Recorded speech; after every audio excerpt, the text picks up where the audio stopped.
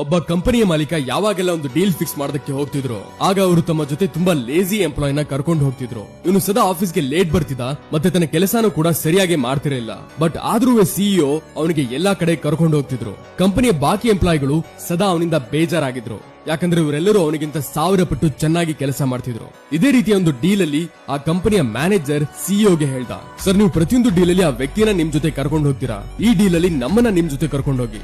ನಾವು ಈ ಕಂಪನಿಲಿ ಕಳೆದ 40 ವರ್ಷದಿಂದ ಕೆಲಸ ಮಾಡ್ತಿದ್ವಿ. ಅದಕ್ಕೆ ಸಿಇಒ ಈ ಸರಿ ಅವರನ್ನ ತನ್ನ ಜೊತೆ ಕರ್ಕೊಂಡು ಹೋಗ್ತಾನೆ ಮತ್ತೆ ಈ ಡೀಲ್ ಕ್ಯಾನ್ಸಲ್ ಆಗೋಗುತ್ತೆ. ಸಿಇಒ ಇದರಿಂದ ತುಂಬಾ ಬೇಜಾರಾಗ್ತಾನೆ ಮತ್ತೆ ಆ ಕಂಪನಿ ಮ್ಯಾನೇಜರ್ ಹಾಗೂ ಕೆಲ ದೊಡ್ಡ ಎಂಪ್ಲಾಯೀಸ್ ಸಿಇಒ ಹತ್ರ ಹೋಗ್ತಾರೆ ಮತ್ತೆ ಕೇಳ್ತಾರೆ, ಸರ್ ನೀವು ಪ್ರತಿಯೊಂದು ಡೀಲ್ ಅಲ್ಲಿ ಅದೇ ಒಬ್ಬ ವ್ಯಕ್ತಿನ ಯಾಕೆ ಕರ್ಕೊಂಡು ಹೋಗ್ತೀರಾ?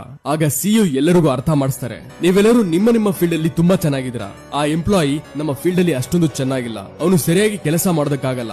ಆದ್ರೆ ಅವನು ಒಂದು ವಿಷಯದಲ್ಲಿ ಎಷ್ಟು ಪವರ್ಫುಲ್ ಅಂದ್ರೆ ಅವನು ಯಾವುದೇ ಡೀಲ್ ನಿಮಿಷಗಳಲ್ಲಿ ಫೈನಲ್ ಮಾಡಿಸಬಹುದು. ಮತ್ತೆ ಅದೇ ಮಾತಾಡುವ ರೀತಿ, ಅಂದ್ರೆ ಕಮ್ಯುನಿಕೇಶನ್ ಸ್ಕಿಲ್ಸ್. ಅದಕ್ಕೆ ಏನ್ ಅಪ್ಗ್ರೇಡ್ ಮಾಡ್ತಿರೋ ಇಲ್ವೋ, ಮೊದಲು ಸರಿಯಾಗಿ ಮಾತಾಡೋದನ್ನ ಕಲೀರಿ ಪ್ರೊಫೆಷನಲಿ, ನಿಮ್ಮನ್ನ ಹಾಗೂ ನಿಮ್ಮ ಲೈಫ್ ಅನ್ನ ಬದಲಿಸೋಕೆ.